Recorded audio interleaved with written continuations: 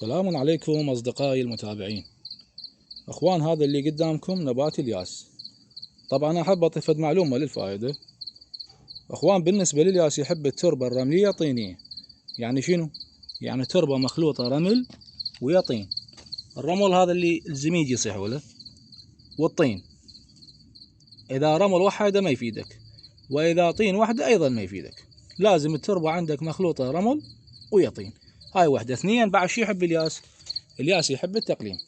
كل ما تقلمه أكثر كل ما يعطيك نموات جديدة أكثر. وبالنسبة للتسميد، التسميد يحب السماد العضوي. أنا بالنسبة لي أسمد سماد العضوي بالشتاء فقط. تحياتي للجميع.